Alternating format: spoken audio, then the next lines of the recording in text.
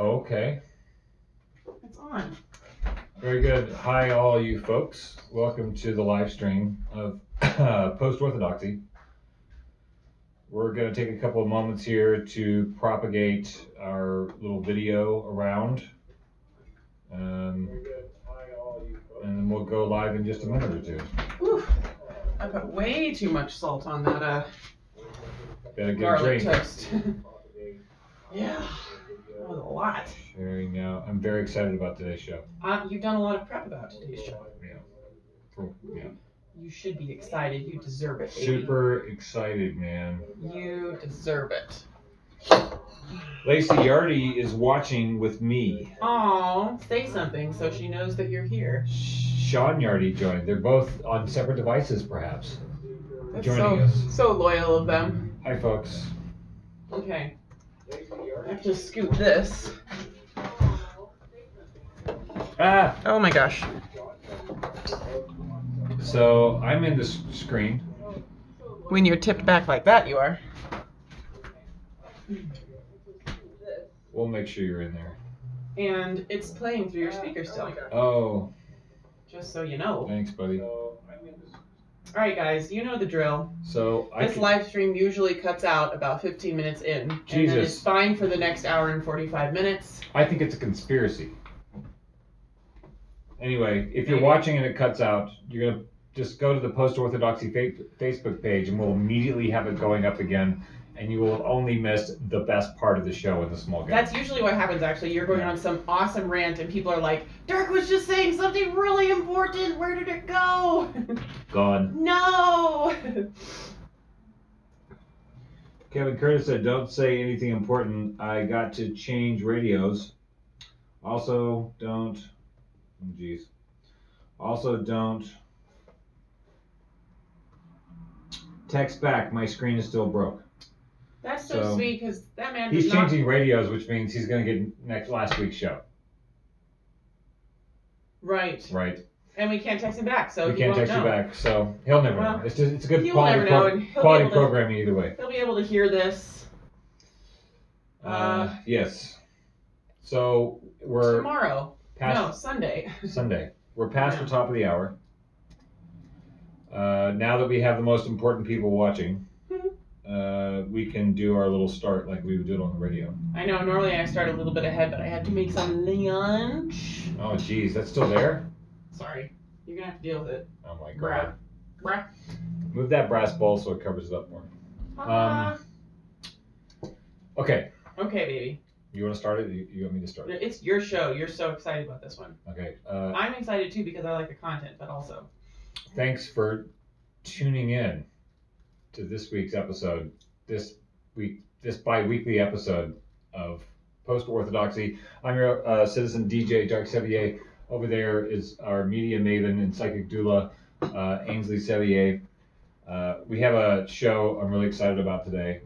There's an article I found earlier in the week that I propagated around to a few folks and gotten some feedback. It's one of those articles that I think is really important and also makes me really mad because somebody else wrote it.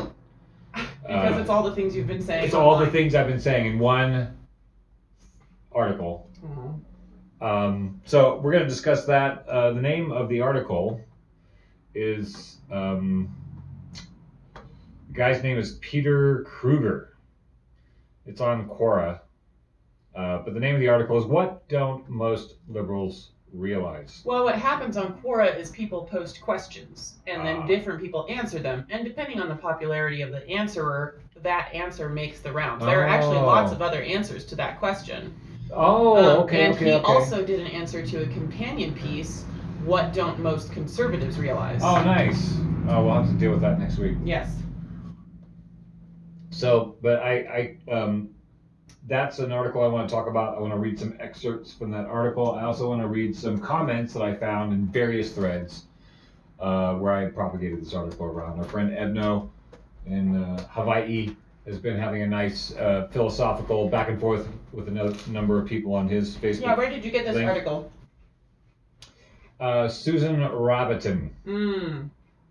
Somebody posted it on her page. I don't know how to pronounce her last name.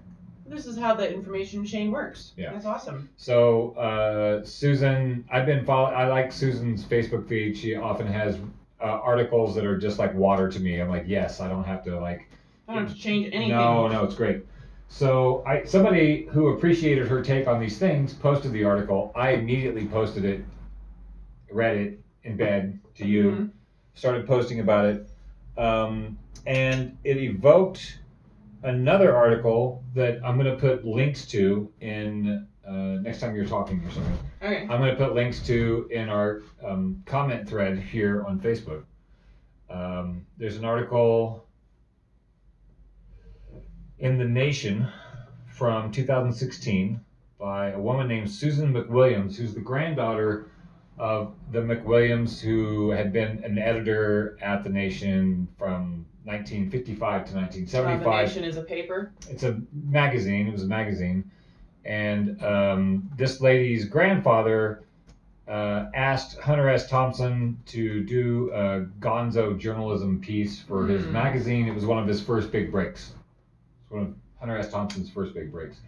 He had written a book called The Hells Angels, where he went underground and hung out with the Hells Angels for a period of time in the 60s in San Francisco Bay Area. Did they know that he was not? Yeah, they knew who he was. Oh. They knew who he was. But to give him the full experience, not to, ruin the book or whatever, but he gets the full experience of what it's like to get pissed on and beat up by the Hells Angels as well. So he got the full, makes for a good rounded book. But 50 years ago, this magazine article was published. So this lady is going back and doing a retrospective on it. The name of the article is "This Political Theorist Predicted the Rise of Trumpism." His name was Hunter S. Thompson. So I want to read a couple. Trumpism. I want to read a couple of quotes from I think this article, yeah. hopefully to get people interested to go find the article and read it, because I think the whole thing is kind of must reading if you're trying to get a grip on who we are and what we're doing. And that we culture. We can be paying attention to articles surfacing now, which will be predictive of where we're going to be in 50 years from now. Oh boy. Whew. So that's what we got lined up. Also, I have another excerpt from our interview with Hansi Freinacht, Swiss metamodernist philosopher. We pulled out a little 10-minute section of the interview where he talks about, it's tied into this idea of the coronavirus, and now that it's the coronavirus is around, is this a moment where radical change could occur? Right. Is this a moment where we might take stock of things and do things differently? Which is why we're evaluating how nasty society is these days and how much fighting we all have with each other, so that we can try to come up with a better system, so we could be having a better time instead of just being mad at the people on the other team. Yeah, that gets a little exhausting. So that's what we have lined up. We're going to do the Hansi Freinacht at the top of the hour at 5 o'clock. In the meantime, what do you got lined up? You've been talking to friends about this article. I do. I went through my friends list and I thought of the people that I usually see posting meaningful commentary about things online, or people who have commented on my stuff in the past, because I figure that in my mind that makes them people that like engaging in intellectual conversations, and people who are generally much more conservative than I am, but are still interested in talking with someone who I'm pretty sure they feel is much more liberal than they are. And so just networking with some bridge builders, people who, because a lot of people on both sides just don't want to talk to the other team at all. Right. And so I called out some bridge builders from my conservative circles, and some people wrote books, and some people wrote short comments, and some people were still in the middle of homeschooling. So. Right. So that's what we have lined up. We're going to talk about the article first. At the top of the next hour, we're going to do some Hansi Freinacht, and then I have another extra special scenario that I wanted to address, which is the Twitter feed of Steakum. Steakum is some frozen meat. I don't even know if it's real meat, but it's some frozen meat. We don't even know if it's a real product. No, it's a real product. I used to have it when I was a kid. Oh, jeez. It's like, I don't know. I wouldn't feed it. Well, I'd feed it to the dog. but some dog foods smell better than Steakums.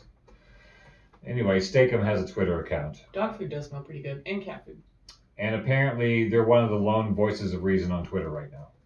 Steakum is doing political commentary, which I wanted to get to because some of the comments really line up with the subject matter of this article, the Hunter S. Thompson article, and Hansi Freinock's take on what this opportunity of the coronavirus may or may not allow us.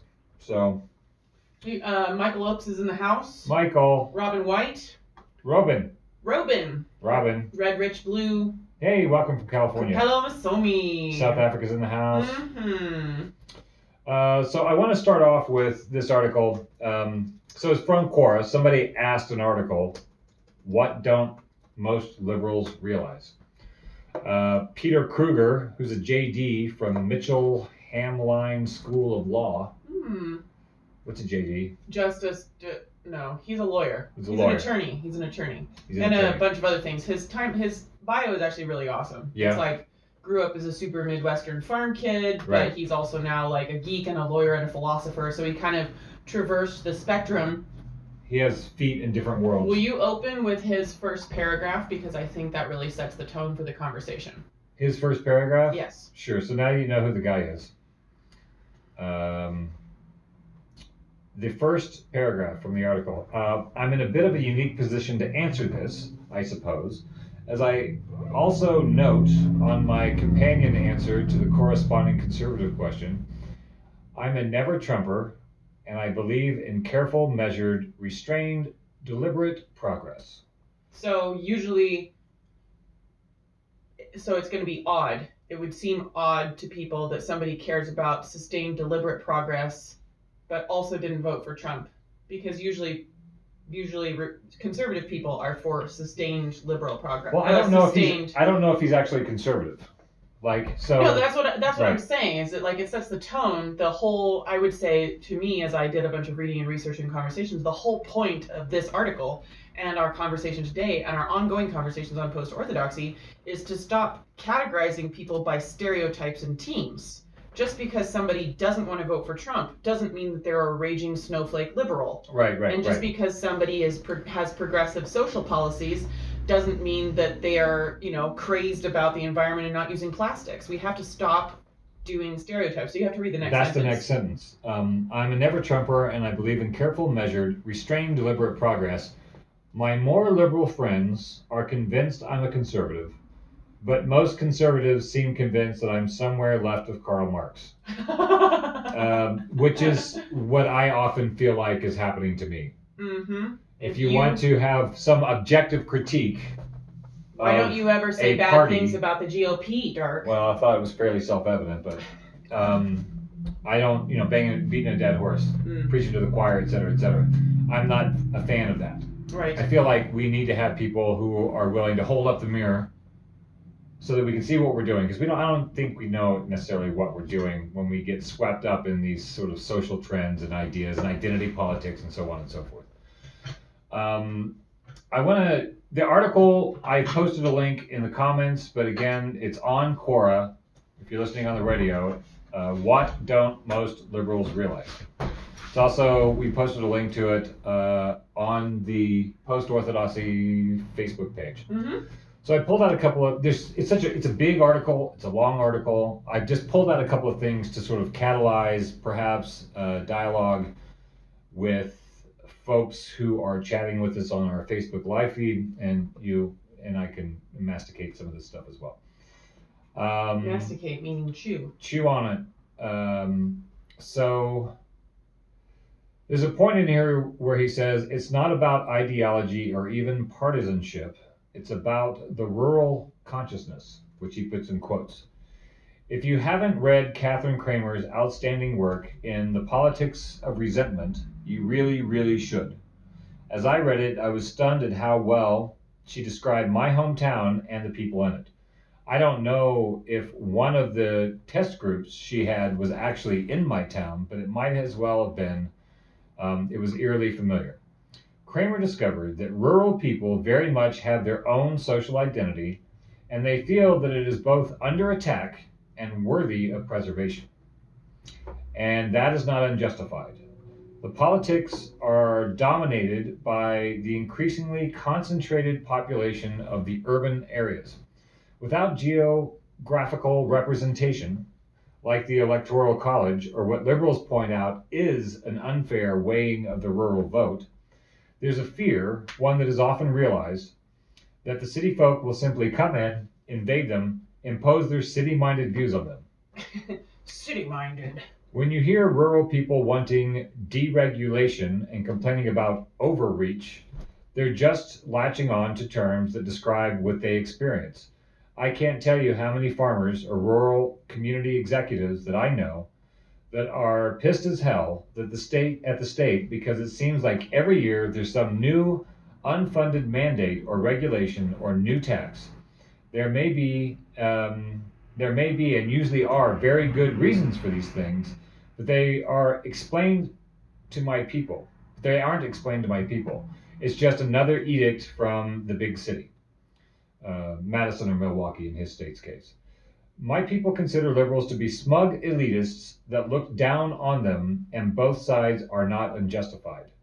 Look at what you see on TV representing my people. The positive end of the stick is the naivety of Parks and Rec. What do we more commonly see ourselves portrayed as, called on national television? Rednecks, inbred hicks, toothless hillbillies, racists and homophobes clinging to guns and Bibles. Yeah, I know if you take Obama's entire quote in context, it's speaking precisely to this problem, but the soundbite was all my people heard. Look, this isn't entirely your fault, liberals. I grew up with Jew jokes and black jokes and rampant homophobia. A family member who was a coach once yelled to one of his kids, "Run like a Mexican with a TV on your shoulder." Oh my gosh. I'm not kidding, it's that bad. This is what I grew up with. So here's the thing, and I want to talk about this because a big divide in, you might say, a progressive and a conservative mindset, or what I've been really pursuing is actually the difference is urban and rural. And those are two different worlds, two different cultures, two different priorities, and two different economies that are affected. They're affected by policies very differently. Urban policies are very different than rural policies. And when you have taxes going to big things like infrastructure of trains and buses, people in the small towns pay for that, but they don't ever get the benefit of that. So that's something to be considered. Part of the cultural divide is an identity divide where the stereotype of the closed-minded, racist, sexist, hillbilly, I find ironic because rural folk will make Mexican jokes and gay jokes and black jokes, often in areas where there are none of those or none of them are evident. Mm-hmm. So it's just a trope. They don't have any identity. They don't have any empathy for those groups because all they've ever done is heard about them. All they've seen is the cartoon characters on TV, the way that they are cartoon characterized, right? So there's a thing that we talked about on the copacetic conversation show with Mokai a lot, which is the difference between what we call malignant racism and benign racism. There's a racism that is born of hate, where people absolutely have a hatred towards another race, and they are convinced of a superiority in a very loud way. And then there's the other racism where people use inappropriate terms, not aware of what they mean or not aware of the impact they have on those groups because they never see those groups. So that would be like a racism that isn't hurting anybody directly, but if you've grown beyond those terms and those tropes, it feels dumb and ignorant. So the irony of this is that the people who judge the rural folk for that are doing the same thing that the rural folk are doing to these minorities. They don't know them. They don't have any relationship with them. They don't know the culture, the lifestyle, the struggles. And then they blame them for not being as enlightened and educated as you might be in a city where you deal with all the races and all the sexual preferences and all the political views. You have to negotiate that. They don't.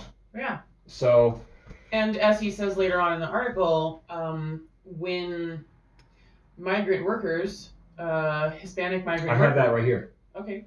Yeah, liberals tend to make, this is more from the article, liberals tend to make a moral judgment about these rural people because of these things. These people, in their view, must believe these things because they're terrible, immoral people. They believe that these people must be irredeemable because who doesn't know that such things are wrong today? How could you not know that you can't make black jokes anymore? That's not it. It's a lack of realness to them. The only place that most of these minority communities exist to them is on television, which is never set where they are. It's set in the cities, far away from them. They don't see their reality represented back to them with any fairness. My family had to learn the hard way why black jokes aren't cool after my sister married a black man from Chicago. No, from the city. It was suddenly real to them. An increasing Hispanic populations in my home area, working a lot of the dairy jobs, has created an interesting split.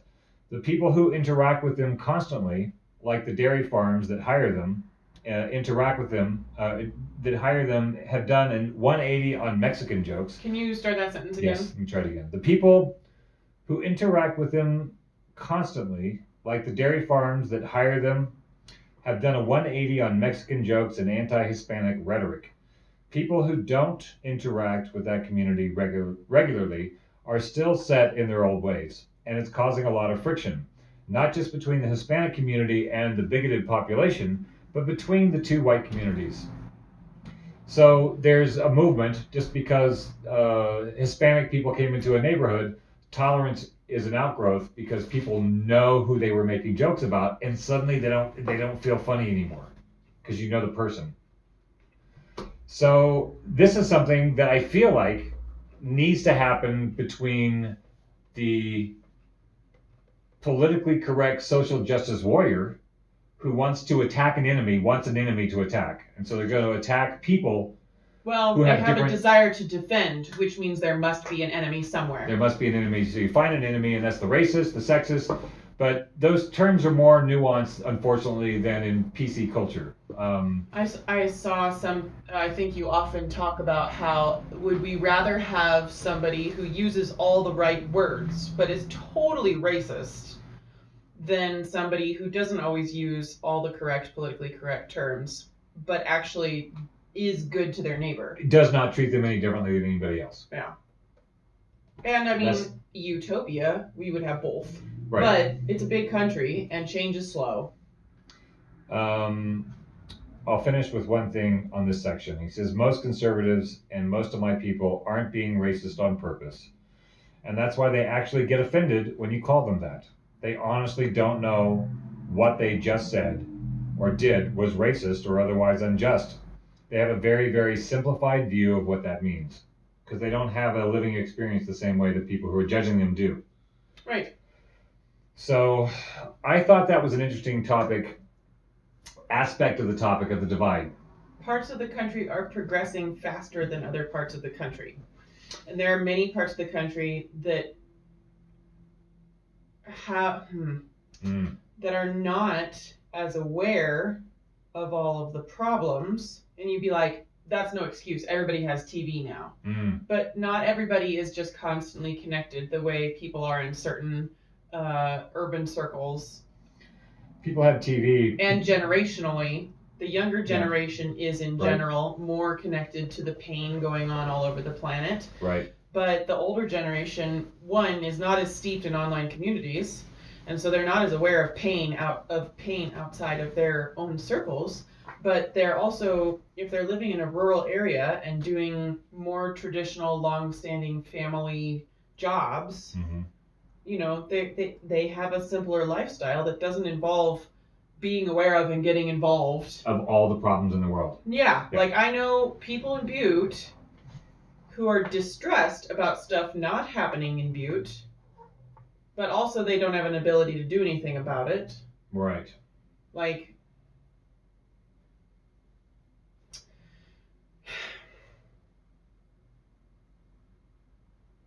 some people just don't know. Some people just don't know How bad black people have it in the U.S. Right.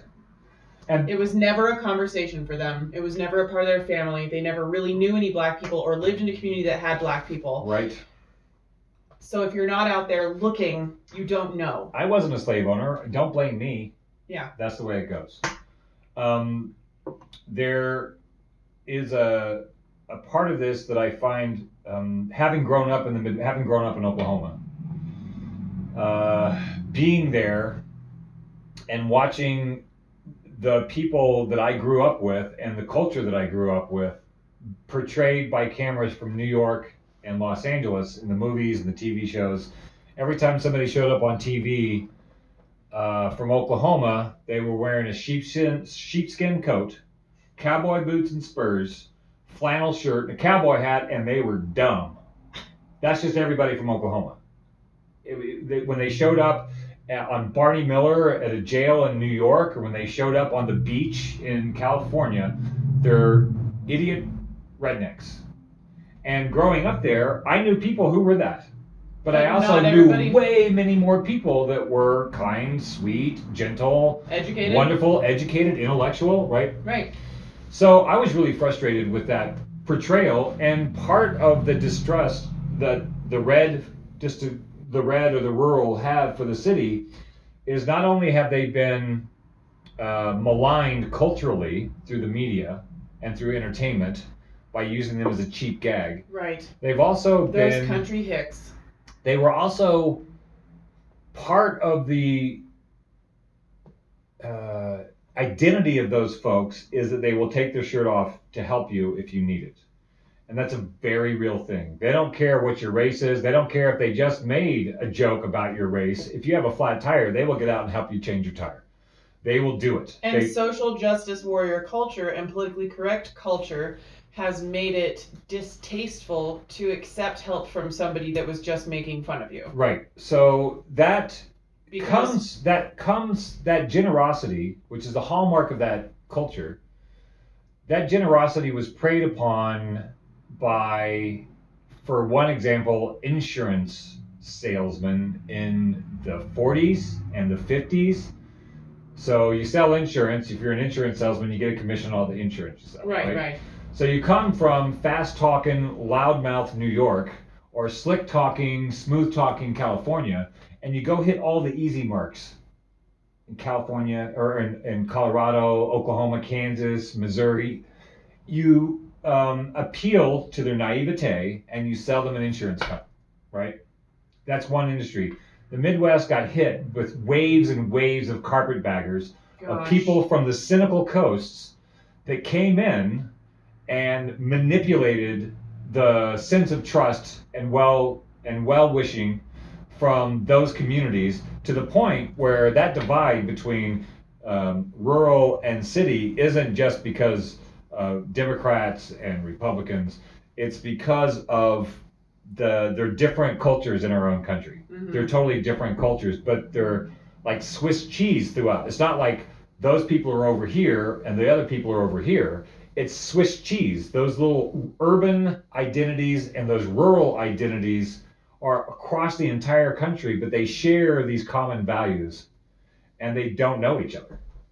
And that's part of the problem, is they don't know each other. And we've been trained largely by mainstream media, which includes television, newspapers, and Hollywood, that if you see somebody being this kind of way, they will probably have all of these stereotypes too. Right. Which just makes people stop listening to each other. So you hear somebody say, I would never vote for Trump, or I would never vote for Biden. Click, the quarter goes in, and you just price comes pull up this list. Here's all the things you also probably believe, and so I don't think it's worth my time to talk to you. In fact, I hate you for what you believe, even though I'm making guesses. Yeah. Right. Rich Blue says, I think that the older population, not having the knowledge of new social media, are more prone to keep old ideals and prejudices because they're literally behind the times and unaware of current social evolutions. Yes. It's not that they don't want to take care of other people's feelings and well-beings. We just have your feelings and well-beings used to be like, are you happy? Are you safe? Are you fed? And now feelings and well-beings, as our society progresses and evolves, have progressed and evolved also to include your psycho-emotional well-being and your social well-being and your identity well-being, you know, and these are things that people in older generations and less progressed rural communities just don't think about. They're like, are you hungry? Do you have an injury? Right. Do you need to talk to me about your husband for a little while? Mm-hmm. They're caring people. Yeah. Part of the reason I was so excited to share this article is that I've been working on this premise for a long time, that if the premise is there's the talk of the intellectual elite or the liberal elite, that's been a trope that's been going on for a while, that downplays the snobbery, which is a very real thing when you're in their position and you look at the way that woke SJWs treat you. It doesn't come across as feeling very nice because there is this heavy projection being thrown on you. And the idea that we might be able to get poor people. Yeah, the idea that we can get beyond those, I'm finding like we don't know the problem, generally speaking. That's why I'm glad that somebody was writing about it in this piece. What do you mean we don't know the problem? Well, we have become increasingly hyper partisan. We as a culture. The U.S. culture. U.S. citizens have become hyper partisan, and so we've become oddly dumber and less finessed in terms of regarding people. Mm-hmm. We just put them into a category, and then we don't have to think because we have so much to think about. We don't have time to think about that anymore because dumb. Right. Or snob. Well, right? This was my theory that really came to me over a year ago, is because of the wonderful access to social media and the internet and online communities and the explosive access to knowing what's going on all over the planet. Good things have happened, such as people being able to get together to raise money for the Australian wildfires from all over the world. Mm-hmm. Good things have happened, such as reclusive, abused children can find an online community to support them, even though they can't leave the house. Right. Bad things have also happened because we have all become wholesale, chronically traumatized by how much pain the planet is in. That's something you talk about, I think, is generationally that the older generation, like my generation and above, doesn't really get. The planet is chronically traumatized by everybody's pain, because the younger you are, the more you are involved in online communities, the more you're aware of what's going on all over the planet, and you're hearing about all of the pain, the environment pain, the social pain, the political pain, the financial pain, all of the hungry people, all of the people dying from diseases, dogs in Africa with worms burrowing into their skin. Yeah. Like, you're just aware of all the pain, and you have very little that you can do to help, especially because people who tend to try to go to look for problems to solve are also people who usually don't have the means to solve the problems. And so we're exhausted because we're chronically traumatized. Low-level trauma all the time, because if you are not a sociopath, it hurts you to see other people and the planet hurting. It makes it hard to choose something to help, and you have to start, if you're not aware that your empathy is allowing you as an open flood to be chronically traumatized by all of the pain on the planet through your internet connections, you just sort of instinctively start throwing up walls: fight, flight, freeze, fawn. So for instance, as I became aware of the children in cages sleeping on cement floors in the US, I became depressive and angry. And I had to decide, am I going to move to Texas to help the children sleeping in cages in the US? Or am I not going to move to Texas? Because if I'm not going to move to Texas, I can't really do much to help them. Meme warfare only goes so far. Right. Posting about it online all the time. Only people who want to hear will hear. And it's not directly helping the kids sleeping in cages on cement floors in the US. So I had to decide, I know that this pain and this trauma is happening. It hurts me that this pain and this trauma is happening. And I have to choose to not let my inner trauma that I can't do anything about. Because there's an endless amount of those pains and traumas. There's an endless amount of pain and trauma. To sign up for. And so you talked last show about how, rather than just swimming in the broad soup of communication, we are Our live feed just cut out. It did? Yep. And you just did it again? Nope, I'm just doing that right now. It says it's live now. It just came up as live now a few seconds ago. Live just now. Here we go. So it started and stopped again? Yes, so I'm going to copy that and paste it.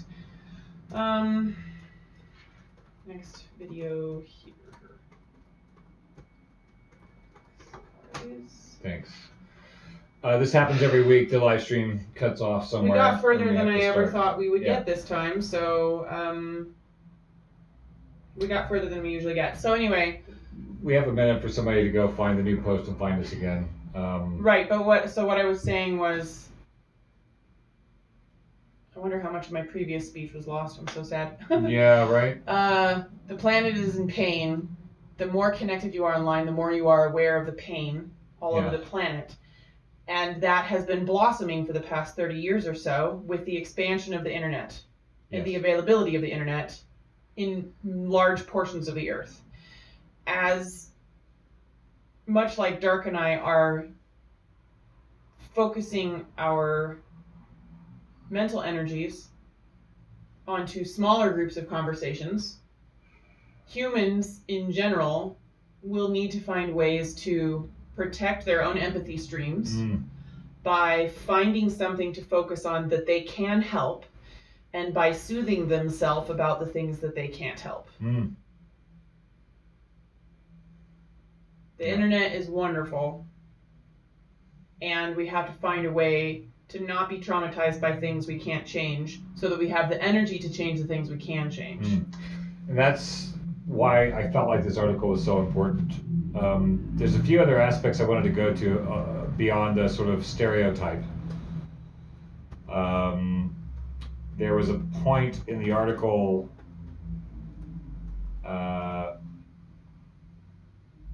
there was a comment by a guy named Josh Jaffe on a thread that was discussing this article, and he says, putting it all on liberal outsiders to convince rural people that universal health care will benefit them while they're on a steady diet of manically partisan Fox News is simply never going to happen.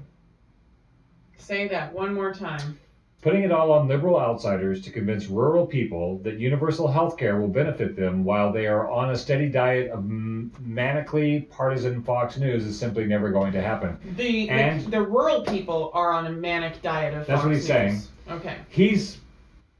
I don't know this guy, but when people talk about only Fox News and they omit MSNBC, which is a manically partisan news source. Yeah. It's not there to inform people. It's there to, it's what I call partisan catnip. Yes. Fox News and MSNBC and CNN to a degree are partisan catnip. They're speaking to one side of the spectrum or the other side of the spectrum, and they say things that make those people tune in. It doesn't matter if it really informs them or gets them clued into the whole story. What matters is they show up and they watch and they feel good about the information because they're preaching to the choir. You're saying stuff that makes me feel better than the other guys. So that's his opening statement, which I have. It already speaks to the divide that this guy is talking about. But this guy doesn't understand that he's being that liberal elite by assuming that his news source is not partisan. Yeah. More circular logic comes when he says city people look down on rural communities where racist, homophobic, and anti-immigrant sentiment is rampant, but it's just because they are not exposed to outside influence. But it's not okay to call them racist because that makes them feel attacked, even though the guy freely admits it's rampant in those communities. I mean, how do you even start with that? There's sort of nothing you can say. If you judge them, you lose. If you say it's okay, you lose because it's not. It's not okay to be racist. It's also not okay to judge people for saying racist things. If they don't know better. If they don't know better. They don't better. have the living experience to understand the hurtfulness of it. Right. So the civil rights movement was 70 years ago. Come on. Aren't we over that by now? Right. It feels like he just throws his hands up and says, forget it, it's impossible. And that's a lot of That's the response to this article? Kind of. It's over the top. Can you share that article to our new video for folks that are just joining? Yes. So That's the Nation? The Quora article. Yeah, let me find that again. I may have lost it. The Quora article? Yeah, where is it? Okay. Oh, wait, I can find it over here. Yeah. So, this conversation of making a racist remark, or making a homophobic remark, or making a misogynistic remark. So the women's rights movement was 100 years ago. Started 100 years ago. The civil rights movement started 70 years ago. The sexual rights movement is still ongoing. Cognitive freedom hasn't even put on their battle gear yet. I know, and not everybody in the country is as connected to information flow. A lot of people do live in communities and really only exist in their communities and get info from their communities. Yeah. That still happens. Well, not everybody is as connected to the internet as you are. Right. It's still pretty tribal in a lot of ways. And so we have to dig deep. We have to become archaeologists and dig deep below the level of Judeo-Christian morals. Ooh. Which says this is right, this is wrong, and you can always know who's being right and who's being wrong, and it's God's rules.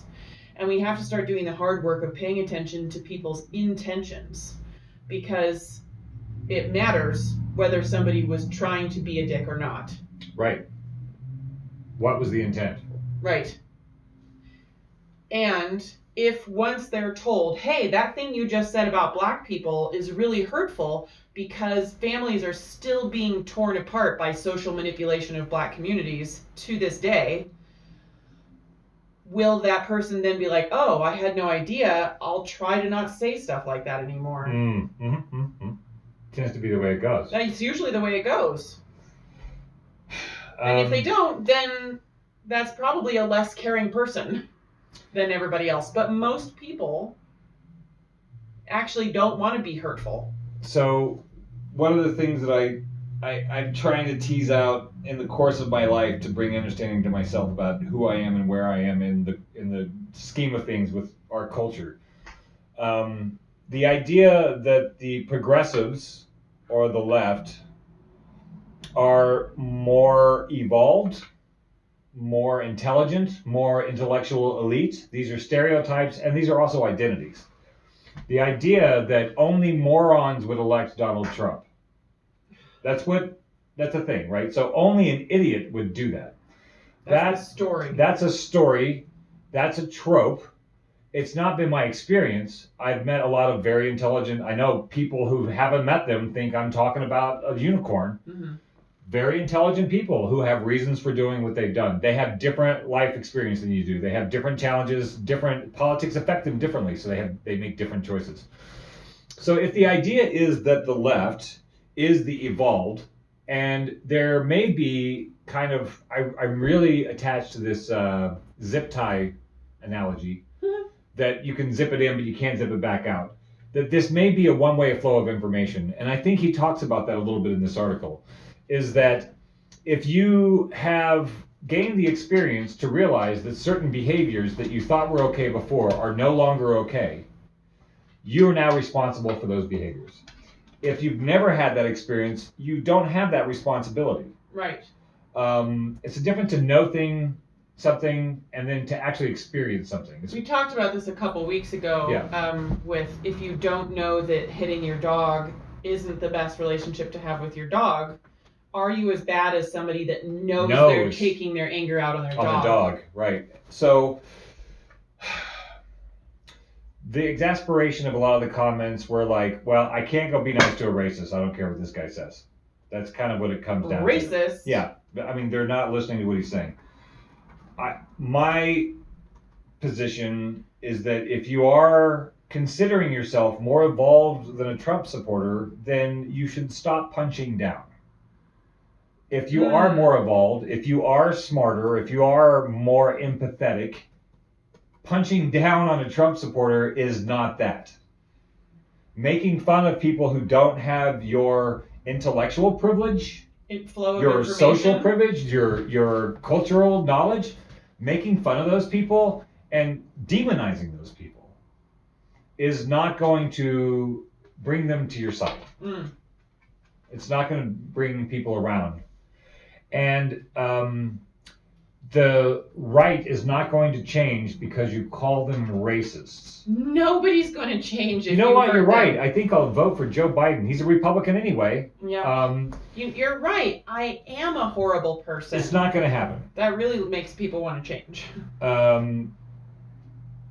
So there's another piece in this article. We've only got a few more minutes to deal with this issue, I think. We can deal with some and stuff then we in the can comments. go into some of our comments. We can go into some comments, and then at the top of the hour, I'd like to introduce and play the Hansi Freinox piece, which is in the same vein of everything that we're talking about here. I actually want to do one thing. I'm going to skip this article because we've given the link. Totally, I think it's worth a read. So this is, if you would like to Google it, you can type in Quora, Quora. What don't liberals realize? And the guy's name is Peter Kruger, Kruger. There's another article in this vein, which I introduced at the top of the show.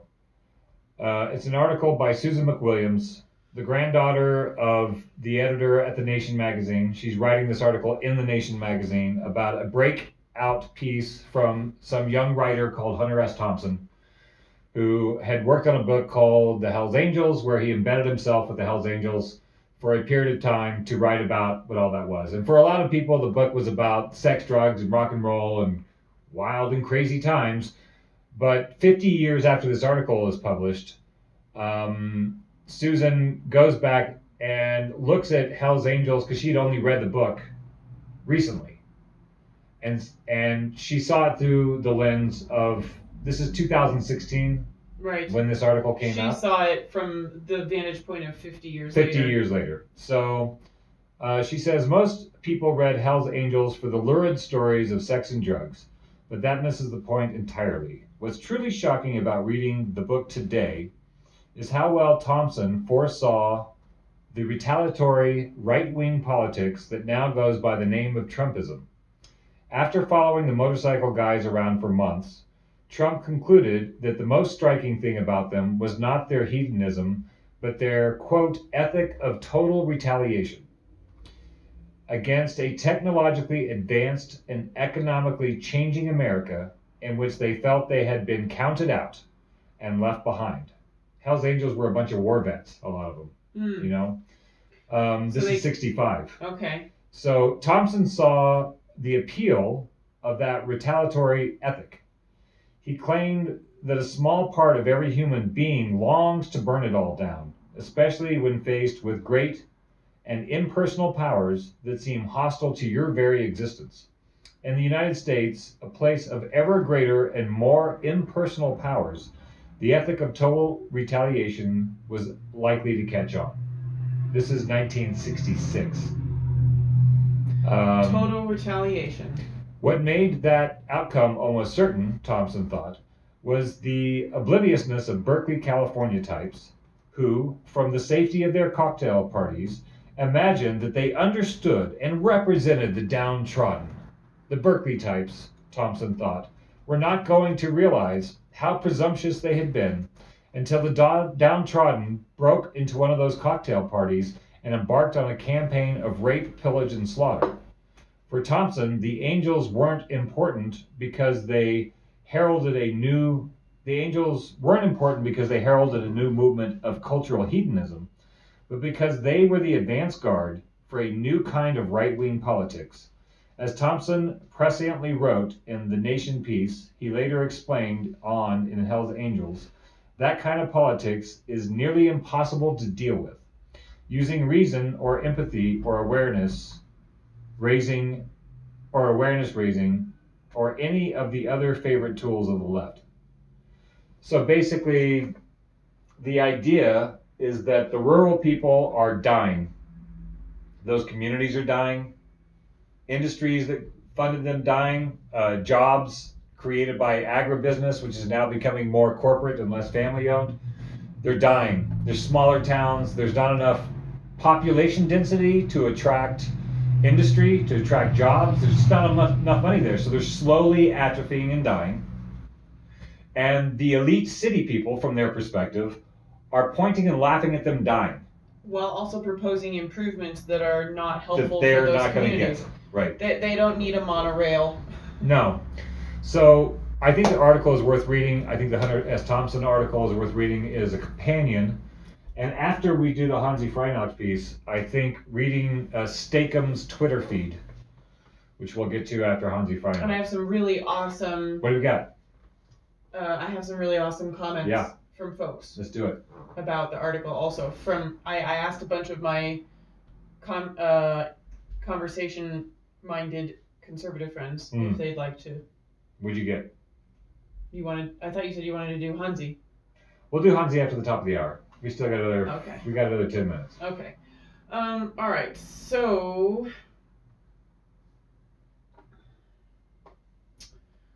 many good things. I said, I really want to hear from my conservative friends on this one. We are doing a show on this article in 5.5 hours. Please share your thoughts. Do you feel that this article describes your experience? And this is speaking of Peter Kruger's article, response to what don't most liberals realize. So I tagged a bunch of people, and let's see. My friend...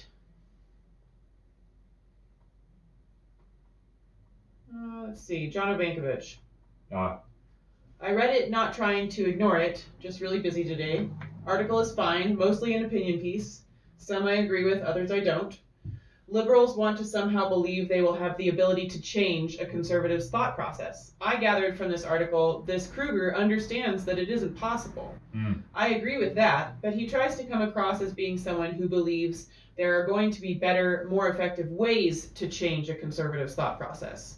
The older we get, the more set in our ways we become. Liberals believe that we need to progress and grow. Conservatives take the approach that if it's not broke, don't fix it. I agree with that, except to the point that it's way broken and they know it's broken, and that's why they're so angry. I don't understand that last part. Maybe conservatives feel that liberals are trying to change the wrong things. Right. Peter mentions that in his article a lot. Things. Like he's talking about public transit and things that have nothing to do, public transit and recycling and all these things that have, emission levels. Like it has nothing to do with a farmer or a small town school teacher. It does on a global scale. Sure.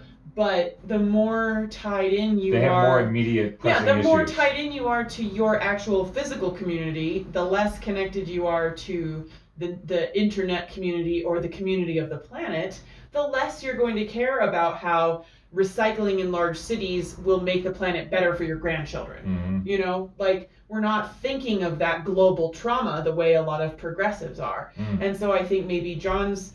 the wires are getting crossed and the progressives are like, look, we're going to make things better for you conservatives. And the conservatives are like, we have the Electoral College because you guys keep trying to push changes on our communities that are not good for our communities. Right. The progressives in the cities see different problems and need different changes than the conservatives in the other gigantic swath of the middle of the country. Right. What else do you come up with? Maybe we should have 2 capitals and 2 councils. Well, I think we should. Hansi Freinock asked last week on his Facebook page, give me some forms of government that I haven't heard of yet. Yeah.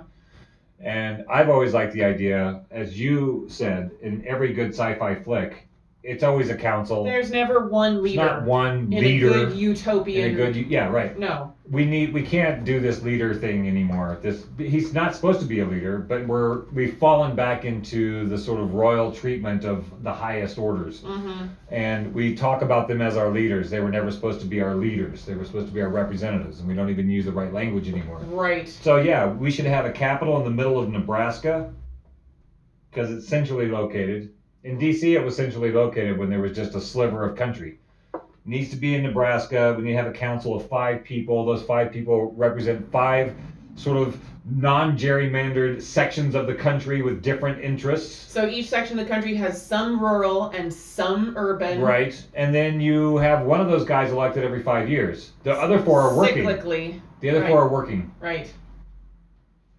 And, or 7, maybe 7. And then you do the council, you do the parliamentary stuff, but we have to get past this binary partisan thing, which is really based on all the old Judeo-Christian stuff of good and evil. Yeah. It's always got to be yes or no, black or white, good or evil. Two We're more choices. complex. We're more complex. We don't need red and blue. No. That works for people that have been indoctrinated into the binary Judeo-Christian mindset. Whether you're Christian or not, you're living in a culture where that ease is so available. We are a Christian nation. Jesus. Chris Coe says, I do often find it difficult to have a constructive dialogue with some liberals. And this whole family is extremely, I don't want to say intellectual, like not being intellectual is derogatory. Right. They have in-depth conversations across a spectrum of beliefs and don't just vote for one camp or the other camp. Right. But they are in general conservative Christians. I do find it difficult to have a constructive dialogue with some liberals. I generally find myself in the quote-unquote conservative camp, and so some people assume I'm a MAGA hat-wearing ideologue, even though I did not vote for Trump. I identified with the Tea Party, but that was when it was a more libertarian wing of the Republican Party. A lot of evangelicals are very libertarian. Before the Tea Party got co-opted. I have been blasted and cussed out by liberals by gently questioning their assumptions in the past. I'm used to it. I was just part of one of those conversations last week where he got cussed out by a liberal friend of mine. Of course, I have also spoken with quote-unquote conservatives who will do the same thing to me because I don't toe the line. It is easier for everyone on any side of an argument to demonize the opposition rather than to engage them honestly. Thankfully, I do have some liberal friends who are open to actual dialogue, and even though we may not change each other's minds, we can at least respect each other as well-meaning human beings who happen to have different views and commitments. This gives me hope. And he posted a Babylon Bee article. Man begs the internet to stop making him defend Trump. So that's his experience. Yeah, we're not black and white. We're not red and blue. The one thing that what Peter Kruger did at the very end of the article, which is he put together this list of what do people, these mysterious to the city people, these mysterious rural red state people want, really. So he says they want a Roosevelt Square deal. They want to quit being punished for working hard. What's the square deal? The square deal was like everybody should have a fair shot. Which is like the nice version of you should want to be a millionaire if you can. Right, yeah. Everybody should have a fair shot. They want to quit being punished for working hard when it does feel like some others are gaming the system. Welfare. Welfare, but not, well, it's welfare, but it's also corporate welfare. That's just the part that they're not totally aware of because they're buying these other tropes. Right, well, often... But we all want that, don't we? Right? Yeah, nobody wants people to cheat while I'm working hard and not getting what I need for my family. They want a path to retirement. They want to be able to try their hand at a business if they want to do it. They want to have the opportunity. So they want to work hard, have enough for their family, and be able to stop working after a while. Right. They want to send their kids to a good school. They want to live in a safe neighborhood. They want to drive on decent roads. They want hospitals that isn't hundreds of miles away and won't bankrupt them. And they want laws and regulations that are logical and not overly burdensome. And most of all, something that they have some say over. They want to put food on the table. They want basic dignity and respect, and they want what progressives want to give them. And they'll gladly pay their taxes if they think they're actually going to get it. Most of those things are what most people want. And that's most of what progressives are trying to push. We're just describing it in ways that sound pointless or unachievable or weird. Well, it's the beef of like, if you're going to be the evolved, if you're going to be the smart progressive, you have to understand the language of the people that you're trying to sell the proposal to. Because politics is selling proposals, right? You have to be able to say, hey, look, I can speak your language. And they're not doing that. There's a different, the Republicans say, we're going to help you. Or if we screw you, it's not going to be as bad as those other guys. Mm-hmm. The progressive or liberals tend to say, look at those poor people over there. How do we help them? How do we help those poor people over there? And then never pull it off. Nobody wants to be those poor people. They Yeah. want to be the people that somebody's saying, well, all right, well, we're all kind of screwed, but we're not going to screw you as much as these guys. And I got rich through a crooked system. Maybe you can get rich if I don't change anything. Vote for me. Right. It's a different message and a different language. And the left and the liberals have failed miserably at being intellectual or being evolved or being the better group of the side because they're punching down on people that they see as lesser than them, and they're punching down on. It's very hard to have these sorts of conversations without using hierarchical language. It's impossible. Like it's impossible to talk about liberals or progressives versus conservative agendas without talking about one being more intellectual or more evolved than the other, or one being simpler or more focused on the home than the other. And none of those terms are judgment terms. When Dark and I are using them here in these instances, I think it's important to remember the Star Trek setup, another great utopian society that was not run by a single person. That you bring this up a lot, is that when the starships went out into the universe to discover what was out there and help solve problems, they never got involved. They were always talking about early societies, you know, and not wanting to just go in and solve all your problems for you because we know better. Well, because there's blowback and it creates unintended consequences of this influx of new information. Mutant evolution rather than natural evolution. Right. And but they also work hard to not regard those other planetary societies that were quote unquote less evolved than the Star Trek planet. They don't. Earth. Is that where it is? Yeah. Oh, okay. They don't regard those other societies as being lesser than, just earlier, like time space, earlier in time. They haven't gotten. It's not that they're less. They're just earlier, and in many ways, less urban parts of the U.S. are earlier in their development. The difference is Evno pointed out that was called the Prime Directive. Right. In the fictional universe of Star Trek, the Prime Directive, also known as Starfleet General Order 1 or General Order 1, and the Non-Interference Directive is a guiding principle of Starfleet prohibiting its members from interfering with the internal and natural development of alien civilizations. So that puts us into a discussion. How do we not interfere with the alien civilization of the rural or the urban if you're not those things? That's where it sort of falls apart, unfortunately. I think progressives have to admit that for all of our internet connectivity and awareness of global trauma and intense amounts of study and information gathering, that doesn't mean that we know what conservatives' lives are like. Not at all. We don't know. I mean, we don't know our own people in our own country. Yeah. We're divided because we don't know who our perceived enemy is. Our perceived enemy because of narrative and because we don't interact with them. Mm-hmm. If you interacted with them, you would not perceive them as your enemy anymore. Right. On any kind of meaningful level, if you had meaningful interaction outside the sphere of politics or religion. Yelling at each other on the internet. Yeah, if you had real interactions, you would not see them as your enemy anymore. Uh-huh. And they wouldn't see you as the enemy anymore. I have people who are my friends, who we get along great with in person, who still yell at me online and cuss me out. And they're like, I'm sorry, I love you. And I'm like, okay, but also stop cussing people out online. And those are people that have met me and do like me, you know?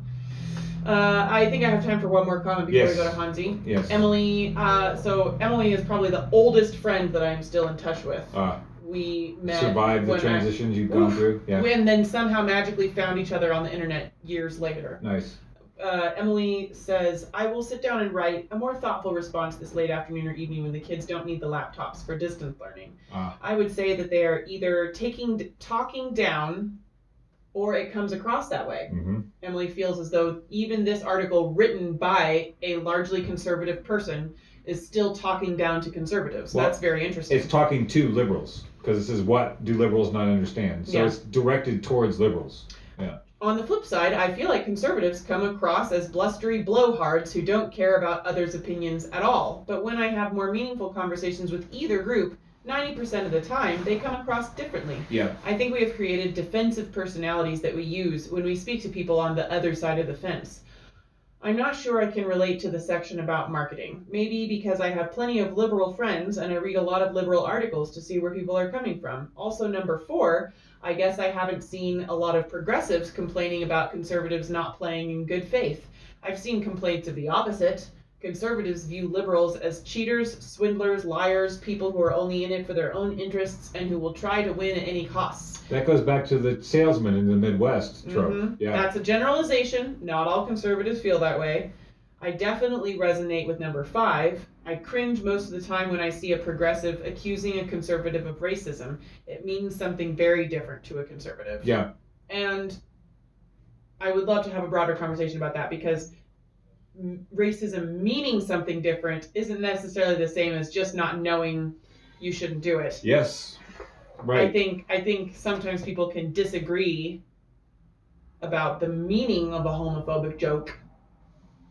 But if you know you shouldn't be doing that and you do it anyway, that's different. That's different. I would like to play this Hansi Freinox piece now. Okay. And think about that. And if you have more comments, we can go back to that after we get through, because this is tied into the whole theme of the show, I think. And then we'll get to Steakham's Twitter feed. Evno says, if you are called a Neanderthal, you see it as insulting, not just earlier. Of course, Neanderthal is definitely used colloquially as an insult these days. It's very hard. It's very hard to talk. They also did not coexist very much, or for very long. I also think you need to clarify, as you seem to be using progressive and liberal interchangeably, where the current scenario involves a serious division between the two. It's true. Is that the case? It's true, and yet the liberal and the progressive, air quotes, tend to both look at the conservatives as the enemy. Or at least as lesser than. The progressives just have the double duty of looking at the neoliberals and the conservatives as the enemy.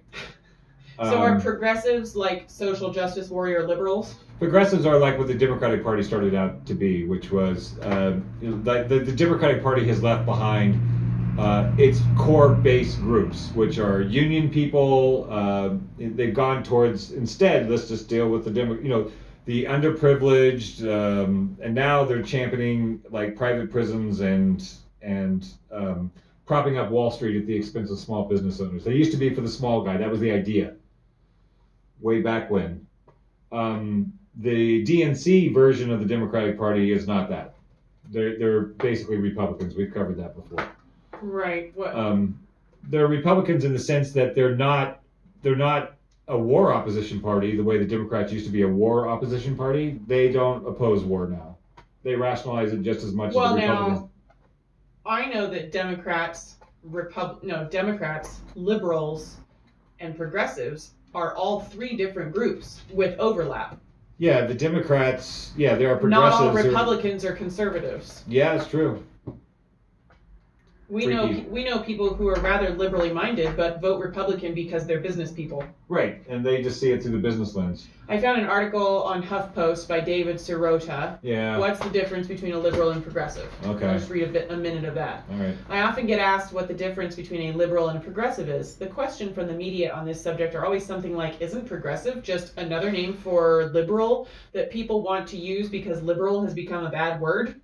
Which is kind of how it was rolling around in my mind, like with all of the derogatory libtard terms, right, or precious snowflake liberals. The answer, in my opinion, is no. There is a fundamental difference when it comes to core economic issues. It seems to me that traditional liberals in our current parlance are those who focus on using taxpayer money to help society get better. A progressive are those who focus on using government power to make large institutions play by a set of rules. This is very interesting. To put it in more concrete terms, a liberal solution to some of our current problems with high energy costs would be to increase funding for programs like low-income home energy assistance programs. A more progressive solution would be to increase low-income home energy assistance programs, but also crack down on price gouging and pass laws better regulating the oil industry's profiteering and market manipulation tactics. A liberal policy towards prescription drugs is one that would throw a lot of taxpayer cash at the pharmaceutical industry to get them to provide medicine to the poor. A progressive prescription drug policy would be one that's centered around price regulations and bulk purchasing in order to force down the actual cost of medicine in America, much of which was originally developed with taxpayer research and development money. Preach. So it sounds like liberals ignore the power struggle problems in our system. They're a part of the power struggle problem. Liberals are like acting as if the government is here to help the citizens, and so citizens, let's just use your tax money to help you. And progressives are like, yes, let's use your tax money to help you instead of bombing other people. Yeah. And also let's break down and rebuild the system that makes everything so damn expensive. There's a little blurb, I guess it's a meme. It's some guy answering a question. A guy named Al Nelson, social liberal, it says. Why does the far left have so much trouble speaking courteously with and debating hot political topics with the far right? This is Al Nelson, social liberal. This is his answer. There is no far left here. As for the rest of us, after 35 years of increasingly toxic rhetoric from the right, where we were libtards, cucks, snowflakes, not real Americans, commies, mentally defective, and much worse, a line was crossed. The right went too far. After cheating, lying, and gerrymandering, 30% of the population can control 60% of the seats in government, there can be no more civility. You do not rid yourself of crooks, bullies, and thugs by asking nicely. What do you think would happen? So his premise, and this is the difference, this is like he's talking about the political Republican conservative movement, and he's conflating that, I think, with conservative voters, which is very much the same as people who are like, I'm a Democrat and I don't like what the DNC is doing. But you're just going to blame all the Democrats and the progressives because of what the DNC is doing. Right. So he's blaming all the voters for what the oligarchs are doing. The people in power is using those political cudgels to get what they want by manipulating conservative voters through marketing. So that is precisely the problem. I found that today. It's like you want to blame it's not just the left and the right. There's corporate entities, there's oligarchs that have interest in making sure that we are divided. It works well for them when we are divided and we get all up and argue about Joe Biden and whether you're going to vote for him or not. That doesn't really hurt them at all. It doesn't matter if Biden wins or if Trump wins. The oligarchs are not going to get hurt. As long as we argue about that, it takes the heat off of them. The people actually in power in the U.S. and globally don't care if the citizens elect Biden or Trump. Do not care. The result will be the same. They will not be threatened, and neither will their power structures. This is why it doesn't matter. So, we did an interview with Hansi Freinacht, Swiss metamodernist philosopher, about a month ago. Already. Yeah, probably more than that. Before the radio station closed down. Right. Before social distancing was being dealt with.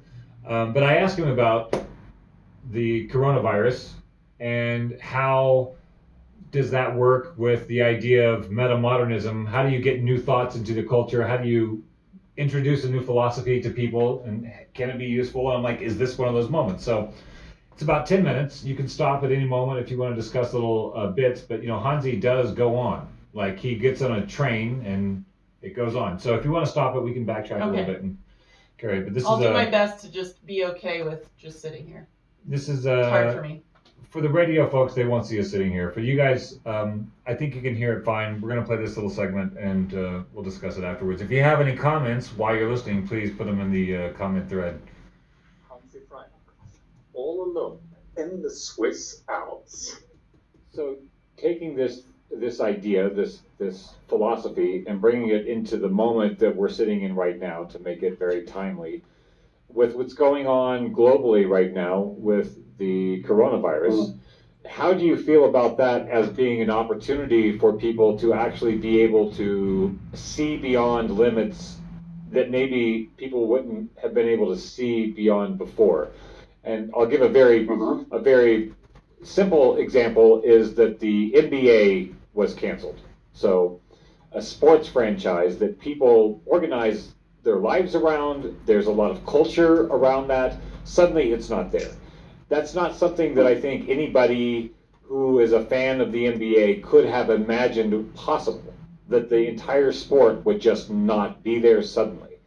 And I feel like in this time where we're having to make some serious adjustments in how we do things, do you feel like this is an opportunity for perhaps the meta modern perspective to find a foothold where people are actually more flexible and open to perceiving things beyond the norm? So the answer would be, it's a boring answer, but it's yes and no. In Europe, similar things have happened that, well, there's the biggest music contest in the world, which is the European Song Contest. They canceled that, for instance, and this leads to two things. The first thing is that people get a little bit of a reality shock, and in that, of course, there's plenty of movement, or there's plenty of potential for shifts of perspective. That being said, unfortunately, I don't think meta-modern perspectives are close enough to people right now, and I don't think they're relevant enough in the concrete sense that, well, all the things that have with prepping and hygiene and staying out of social gatherings and so on. For this reason, it's not, it's not necessarily what people will reach for. Rather, unfortunately, in times like these, we might see somewhat less complex perspectives take over, which has to do with the simple emotional scheme that in expansive periods when we feel safe, we can be playful, and when we are playful, we are more creative, and we can take the perspective of others a little bit less seriously. We're also a bit less afraid of dying, generally speaking. The psychology of death lays a very strong verdict here, actually. There's plenty of research on this. You remind somebody of their own mortality, and then moments after, they will cling to their opinions more strongly and irrationally. They will also be more interested in getting to know famous people, and they will also be stingier about money. There are a bunch of effects that have to do with mortality reminders. So both and, on the one hand, how everyday life gets a bit of an earthquake, and in that the frailty of our commonly socially constructed universe reveals itself. If somebody is on the verge of either way, being able to download the meta-modern code, or shifting their perspective on their self or how they view reality and so on, then yes, for that small minority people who use the time of isolation well, and they read a book or two, or they contemplate something, or they engage in a larger project, yes, the meta-modern population might grow. If you look at the overall population, unfortunately, the effect is likely a little bit in the opposite direction. People get a little bit more afraid of foreigners, a little bit less curious about the world, and more fear-oriented. And the psychology of safety is very, I suppose there are two sides of this axis: the psychology of fear, which is connected to the psychology of death and our underlying mortality. On the other hand, you have the psychology of safety, which basically says, okay, if we can get the amygdala to not overreact, we kind of feel alive. And I guess you guys know this from your own lives. I certainly know it in mine, that most of the time, most days, if we're realistic and we're honest about it, well, we don't feel so super alive. So you get up in the morning and there's just this little thing nudging you or like nagging you in the background, and things kind of feel rather average. And then sometimes, just sometimes, things go quiet in the background, and we breathe fully and more freely, and you look at the sky, it just feels fresh and open. You notice, wait a minute, I'm in a huge self-organizing universe. Nothing is still, and there's infinite space in all directions, and more events are happening this very second than I could possibly imagine or overview. And I literally evolved from just dirt on the ground, and now I'm here, and this is a short moment, and I got to see the stars and the nebulas before I died, and whoa. What is it that opens us up to those larger perspectives where we are more profoundly alive, and we can feel also things like romantic love and so on? Well, I think a big part of it is that we feel safe. On a profound level, something else just, it's okay.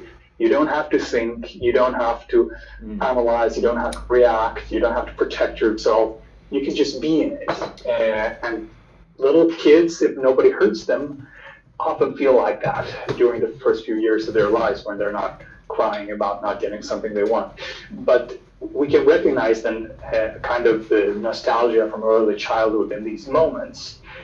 And those are moments when we feel utterly safe. So that's why I think on a very profound institutional level, we need to create that safety deep in our minds. And we would treat each other a lot better. We would be a lot more alive if we could make that happen. And unfortunately, when crises like these happen, yes, they're kind of a general repetition. They create some new solidarity between us. And for some few people who, well, when a big catastrophe hits, during the tsunami, for instance, of 2004 in Thailand, there were a lot of heroes who ran around and saved other people, and they, of course, felt perfectly safe in that moment because they focused entirely on somebody else. So for a minority of us, it might have that effect, but for most of us, unfortunately, because we don't have the right scaffolding, we're pushed towards more fear, and also, I suppose, that lives are becoming a bit more complicated, and that also makes us less open to new perspectives. So it sounds like in order for someone to feel expansive and curious, they need to feel safe. And many people find that when they're trying something, a very new experience, set and setting is very important. What is your mindset going into it, and what is your environment while you're having that new experience?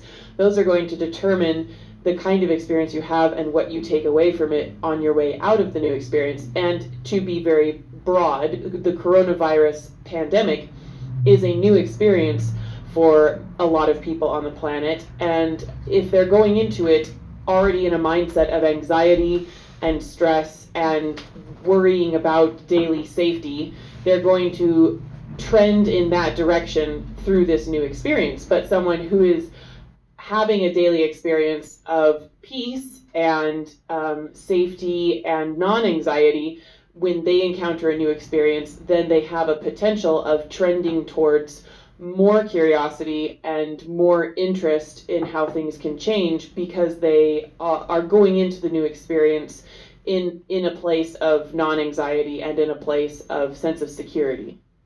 Yes. I feel very listened to in this podcast. It's wonderful, and I mean, I suppose that again highlights this importance of we have on a deep psychological level some homework to do as societies on the national level, on the global level, on the local level, that we are today as human beings not equipped enough to be harmonious, enough to have the self-knowledge, enough to live productively and respond productively to this kind of society. The end. So that's our little 10-minute segment from our friend Hansi Freinacht. All alone in the Swiss Alps. Yes. What do you think about that in relation to everything else we've been talking about today? So fascinating. I think the whole conversation with Hansi really resonated with our... Sorry, I gotta let the traffic go by. Yeah. The whole conversation with Hansi really resonated with a lot of our missions here in the Post-Orthodoxy group.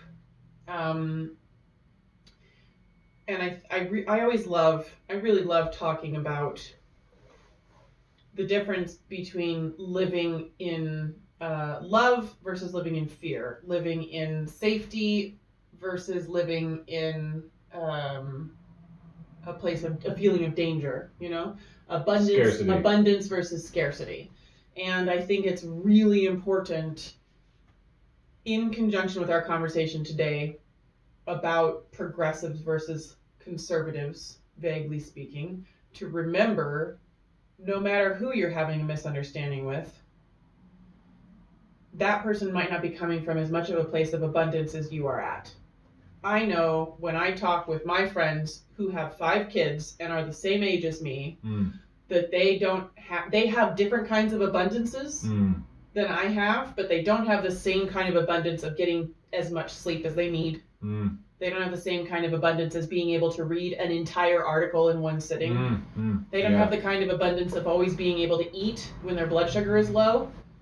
And I know that those things contribute to an ongoing state of intellectual ponderance. I don't have little hands needing things for me all the time. I can think about something for hours without being interrupted constantly. Right. So wherever your discussion partner may be coming from, especially if they're coming from a place of scarcity or fear of their own mortality or just fear in general, like Hansi said, they're going to cling to their beliefs because they need to feel safe. It's the doubling down. Some people really need to know that they feel safe, especially if they feel like they're in danger all the time. They're going to cling to something that makes them feel safe, and trusting in your beliefs makes you feel safe.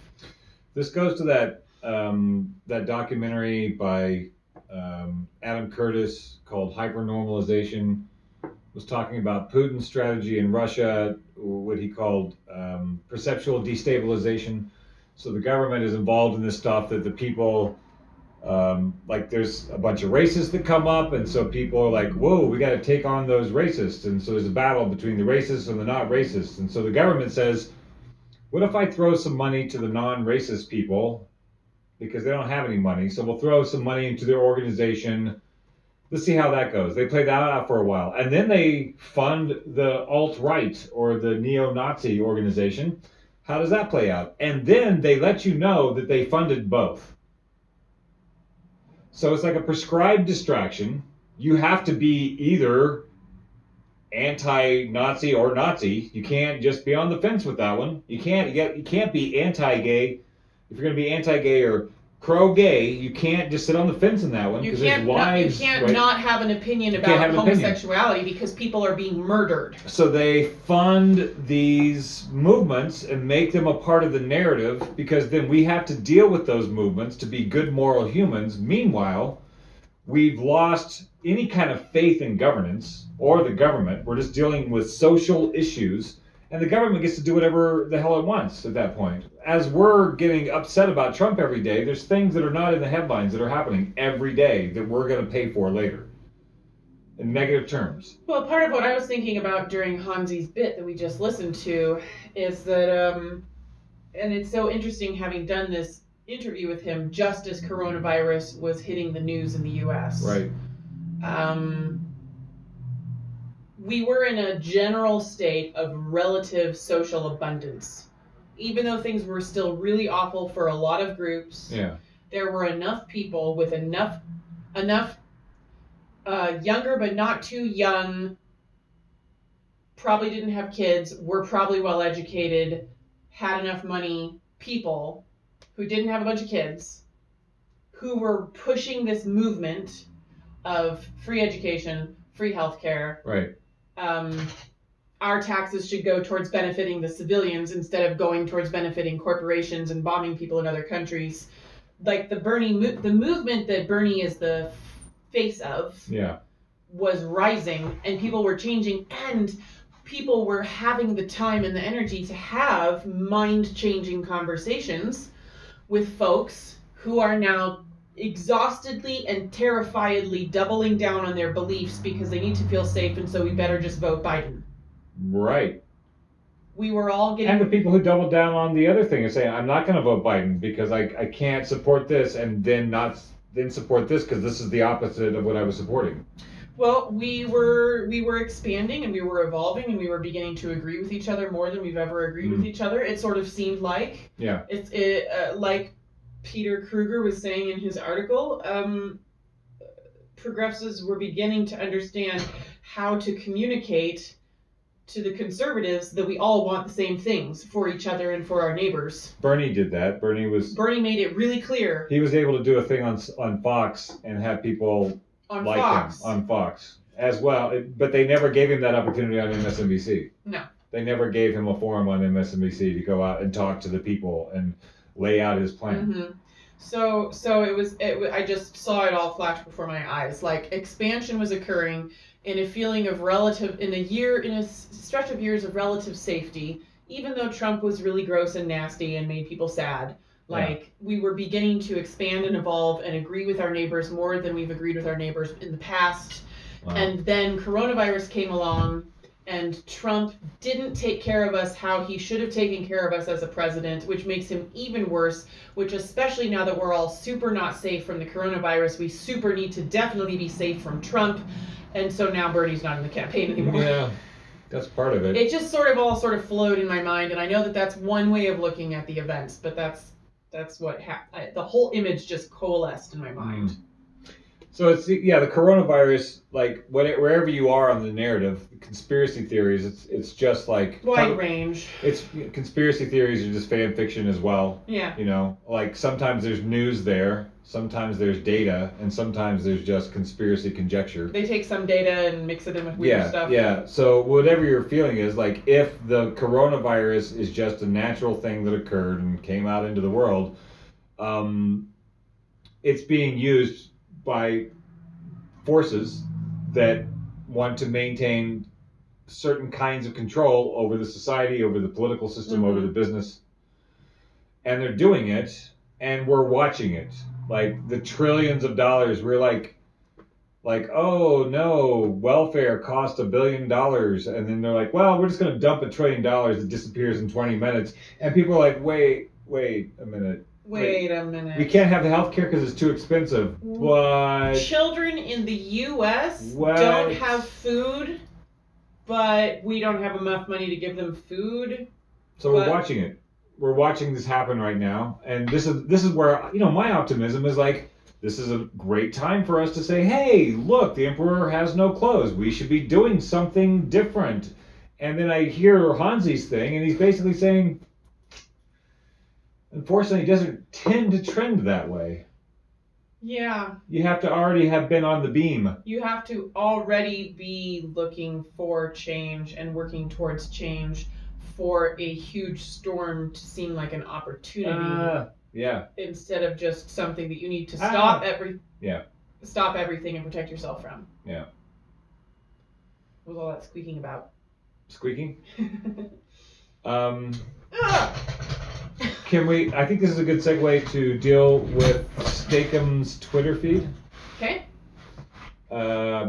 My friend Ben Weiss in Missoula posted this on his page. I want to give everybody credit of how the information chain got to me. He posted a link from a website called The Mary Sue. Do you know what a Mary Sue is? No. Can you say it on the radio? Yeah, I can. What's a Mary Sue? A Mary Sue, and I don't know if this is how this website is using it, but in literature, a Mary Sue is a character that's written so blandly so that the reader can insert themselves into the story as that character. Oh, I see. She's not a real character with her own trajectory and her own purposes. She's just there for, it's often written from that person's perspective too. Like, if you read 50 Shades of Grey, the main character in 50 Shades of Grey is Mary Sue.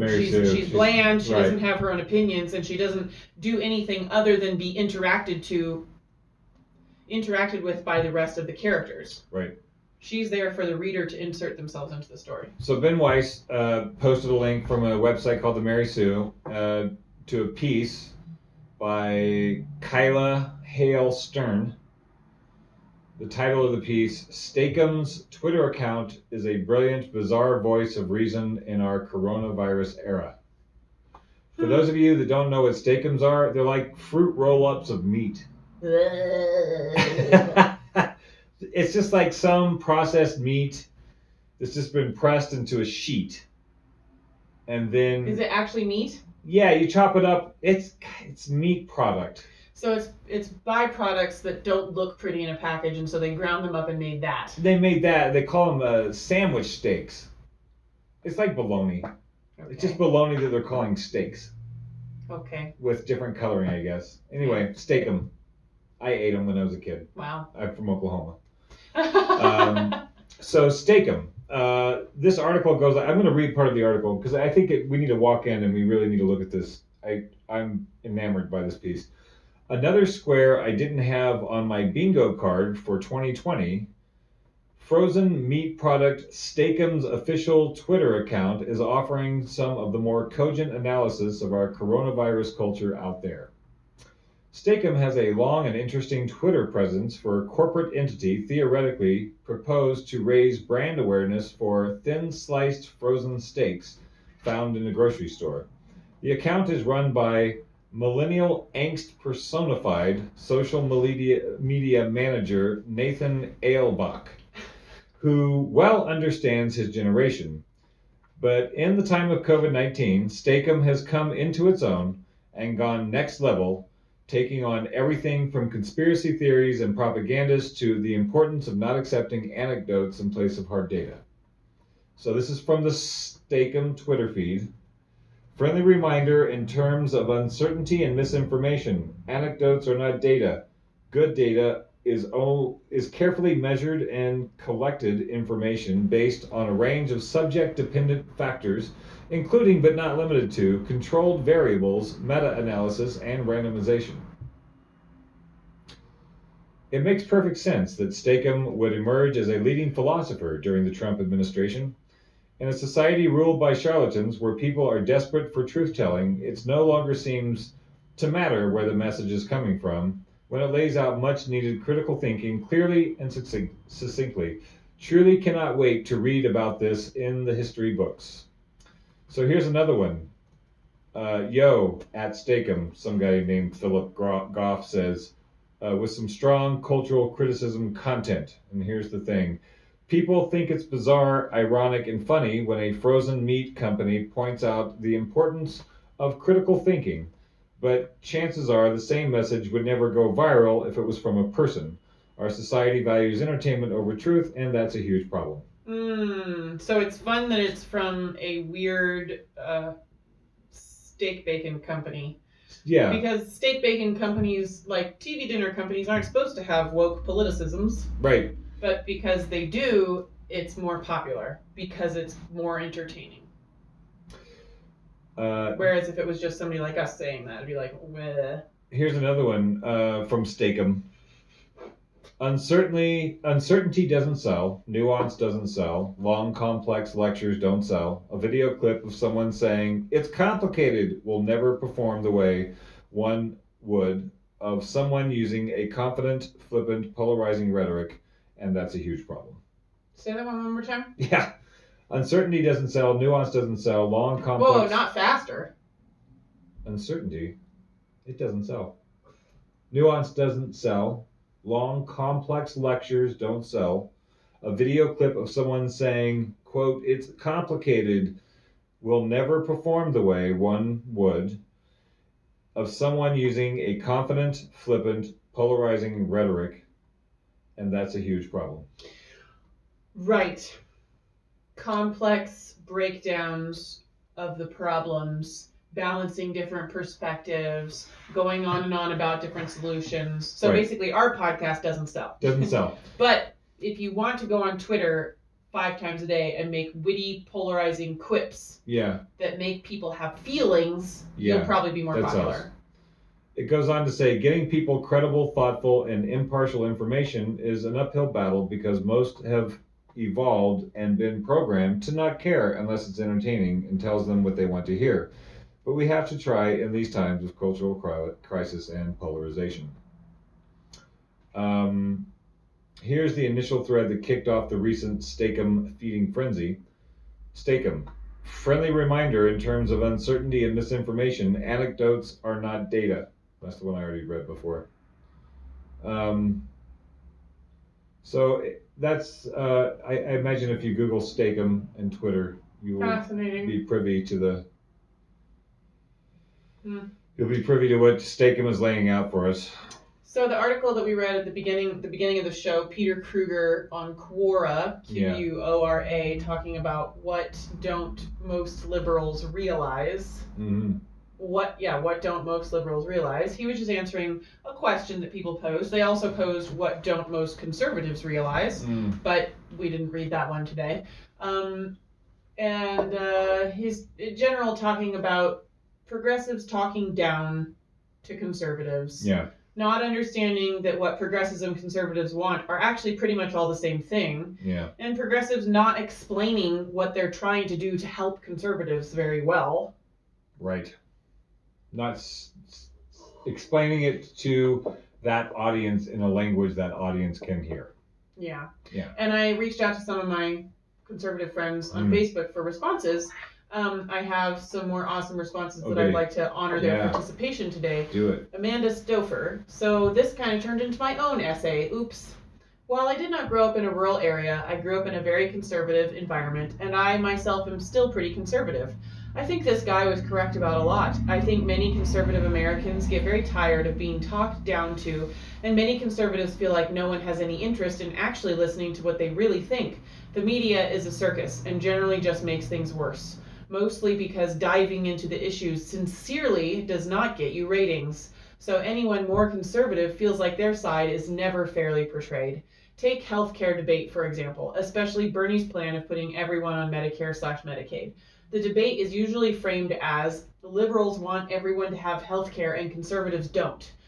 The trouble is that most conservatives I know are not against people having good health care. We want everyone to have good health care. Many of these people would also personally help you with health care bills if they knew you. Conservatives disagree about the best way to run the healthcare system. Most of us have a deep-seated fear of the government being in charge of our lives and choices. So the idea of making the government the only option for healthcare sounds like a dystopian nightmare. You want the same government that runs everything inefficiently with as much bureaucracy as possible to be in charge of when I can see a doctor, which doctor I can see, and when I can have surgery? It's terrifying. Most conservatives I know agree that the current healthcare system is not working well. There are definitely things to fix, but putting the government in charge of something almost never sounds like a good solution to any of us. It sounds like a way to increase problems and is a perfect vehicle for injustice and corruption. However, you almost never see it framed as a disagreement about the best way to fix healthcare. You usually see it as a debate between people having healthcare or leaving them to die in the streets. Yeah. And no rational person is on team leave people to die in the streets. But once again, finding the crazy person advocating that gets ratings. So those types of people tend to find a platform. He was definitely very right about number 5. Again, making everything racism makes it much harder to call out actual racism. And if some offenses are offenses of ignorance and not malice, we still need to work on offenses of ignorance, but they shouldn't be treated the same way that we treat offenses of malice. Hear, hear. So to be fair, sometimes telling the difference of intention can be tricky. I thought he was slightly condescending during the section on the Republican propaganda machine, but mostly because I think the far left has a pretty good propaganda machine going in many cities and colleges. He's not wrong. The Republican Party is very good at connecting with many of those groups. I was just slightly annoyed at the implication that it was purely self-serving. The Democrats do the same thing. Their propaganda machine just caters to a different crowd. That section just seemed to paint it as a greedy, scheming Republican versus the righteous, beleaguered Democrat, which is nonsense. Right. I think there are some people in both parties trying to do what they think is best, but both parties as organizations care far more about winning than they do about the people that they are supposed to serve. So I feel like Amanda has many of the same perspectives that I do, except that she has conservative beliefs. Right. She also thinks both media systems are a farce. Both groups running the political parties are just scrabbling for control. Right. The citizens that are aligned with both parties actually want to take care of each other. And it's not that some of them are horrible people. They just disagree about what's the safest way to do things because of our different perspectives on what's going on governmentally. And our different biases, because we are influenced by our sources. Yeah. And so, I mean, I can hear her bias in that as well, but she's not hiding that bias, which I appreciate. Jan Kajawa says, can you really choose, though? Even before Affordable Care Act, even when I had quote-unquote good insurance, I could only go to the doctors if my employer chose. If the choice is between not having any choice from a government bureaucracy or a private one, is that any choice at all? At least if the government is administering things, my healthcare doesn't have to compete with an insurance company whose entire business model is to deny coverage so there is more premium money for executives and investors. That is not a good model. Amy Ziegler says, I too would be curious if government-run healthcare isn't the option, and it might not be. What is the conservative solution if the current model isn't working? How do we ensure everyone has access to good, affordable healthcare? And is there a way to do that so that it's not tied to one's employment? Right. These are the questions we should be asking each other and not waiting for somebody else to give us the answer to yell at each other. Yeah. I have a couple other long ones. Yeah. Yeah. We got 10 minutes? Yeah. Yeah. Can I keep going? Yeah, go for it. I did ask, and you people did ask, showed and up. people answered. That's People great. showed Yeah, up. I want to hear these. I think I like to hear. Yeah, these are real people. Yeah. These are my friends. Yeah. I grew up in the same worlds that they grew up in, and I moved to a different world, and they're still in that world. Right. Nathan Gates, I find it odd that some people feel they must stipulate whether or not they voted for Trump in 2016 to establish moral, ethical, or political credibility. I wonder why he finds it odd, because that's like coin. That's social coin. Oh, yeah. Like, I have people who don't even really want to talk to me until I know who I voted for or not. Yeah. On Sure. both sides. Yeah. Still ongoing. Human beings are social and moral creatures. Therefore, we are also political. He doesn't know where that quote comes from. This article did point out that much of the issues is a misunderstanding of rural Americans by urbanites and vice versa due to their lack of social exposure. However, I think he missed the mark. Large urban and metropolitan areas are more liberal and more political because they are more social spaces. I don't think most people understand how much your average proximity to people shapes your political opinions on what the government should have the power to do to the people around you. Take the coronavirus, for example. It only appears to be urban cities that are getting 911 calls from people ratting on their neighbors for breaking quarantine. Someone living in an apartment building downtown whose average social distance is measured in inches and feet may care more about what their neighbors are doing than I am. After all, my average social distance living in a rural part of town is measured in 100-yard intervals. Right. Conservatives tend to not want political government interference in their lives or the lives of their neighbors. Greater average social distance lends itself to a more individualistic approach to social problems. Lower average social distance tends to lend itself to desire more political involvement or government intervention in solving social problems. So conservative political involvement is an inversion of liberal social involvement. Conservatives tend to vote out of our concern for freedoms and privacy, while liberals tend to vote out of concern, good or bad, for their neighbors and communities. This is why people who have large social groups and are very active in those groups tend to hold liberal positions. Likewise, those with small groups of friends that aren't as socially active will tend to hold conservative positions. So you can have conservatives in major cities who just want to be left alone, as well as liberals in rural towns and cities who can't not get involved in community social structures. Of course, there are exceptions to both. It sounds like what he's saying is a lot of it is nurture and not necessarily nature. If you happen to grow up with a lot of space around you, you're going to tend to want to keep all the space around you and feel weird if somebody's in your space, whether that's a neighbor or the government. So I would ask like a follow-up question to that. The premise of the story is that those small rural communities are being financially strangled by the new world that we live in. We don't have manufacturing anymore. We're competing with countries that don't have the overhead that our farmers have. Everything, it's making it harder and harder to be in those communities.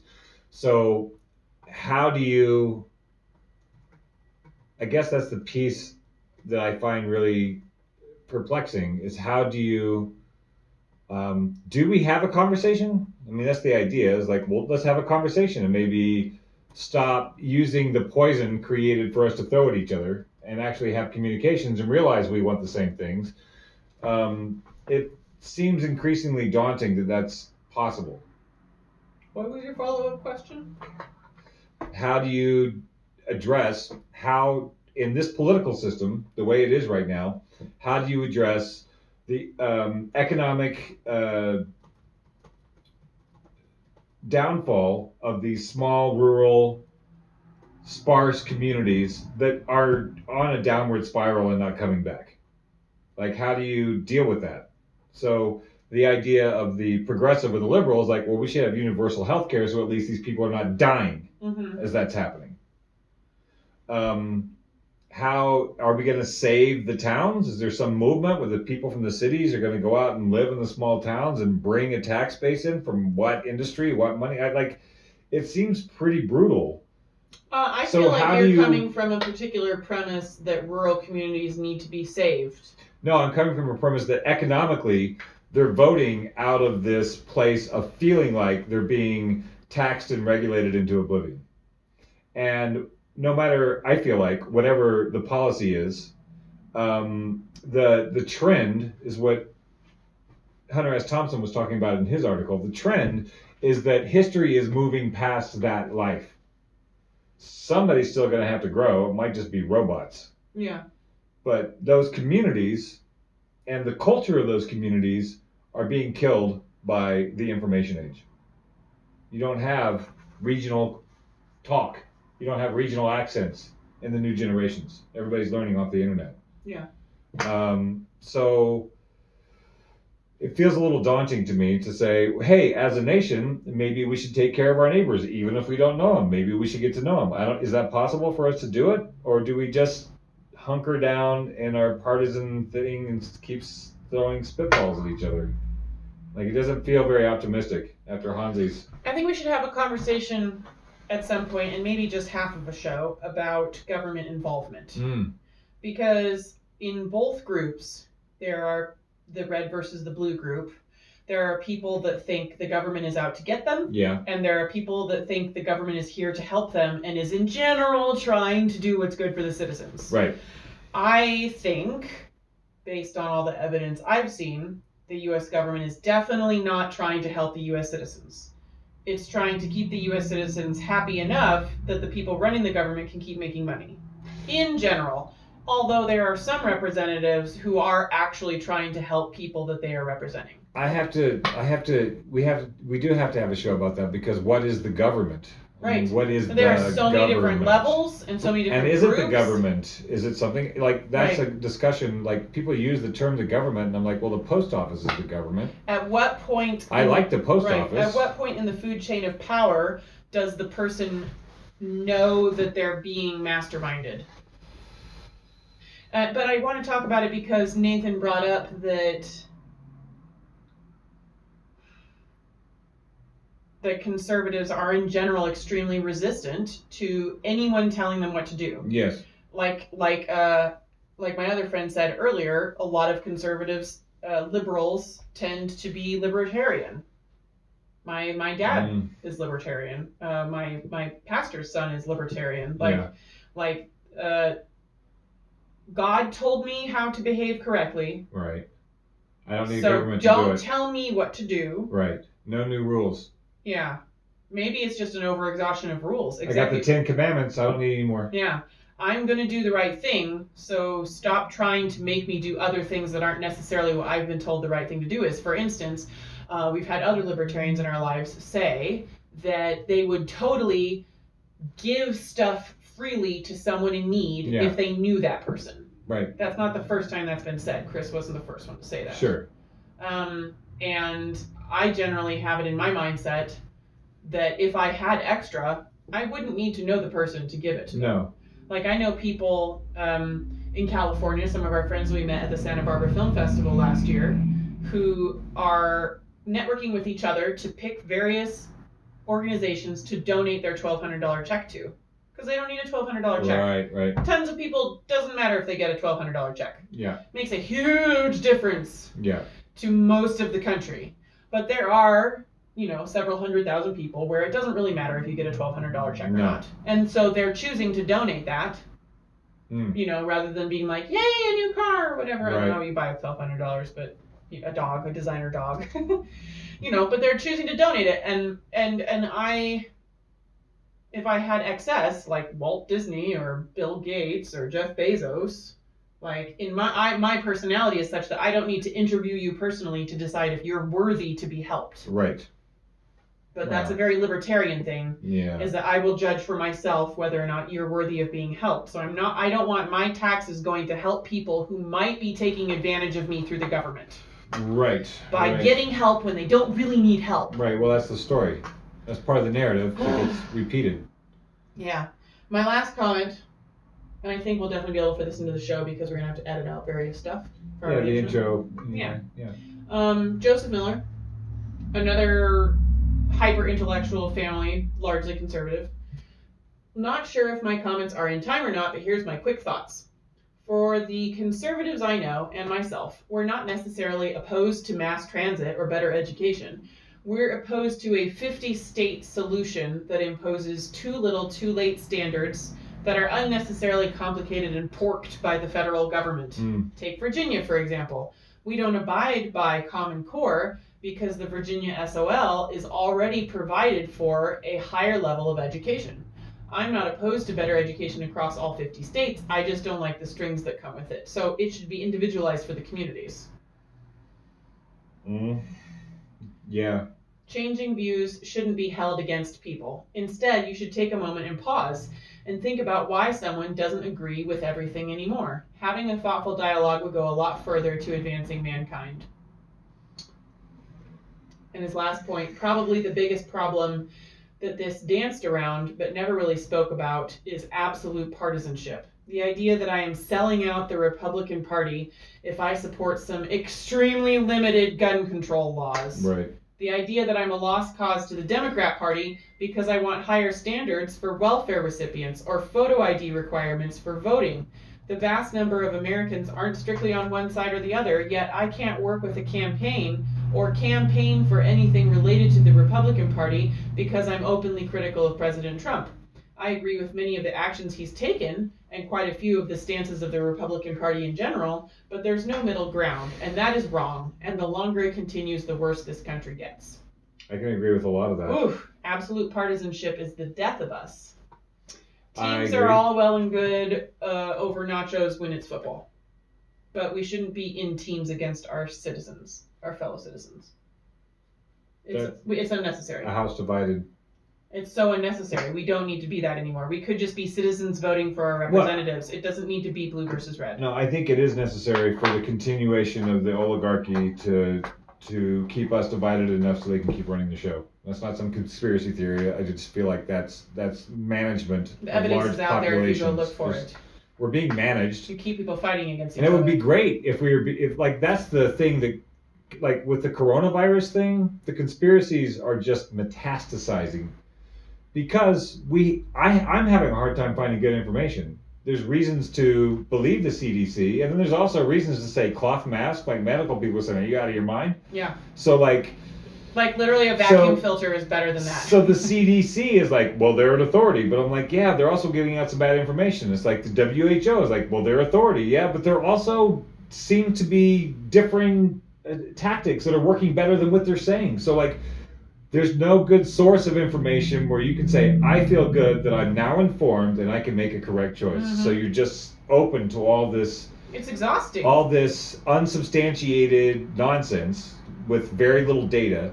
And the same thing is happening with our information. How are we doing our politics? Well, we don't trust CNN, we don't trust Fox, we don't trust MSNBC, so I'm going to go to the Drudge Report and I'm going to find out, oh, that speaks to my prejudice, that speaks to my bias, so I'll just keep doing that. Yeah. We do that a lot. So we're unmoored.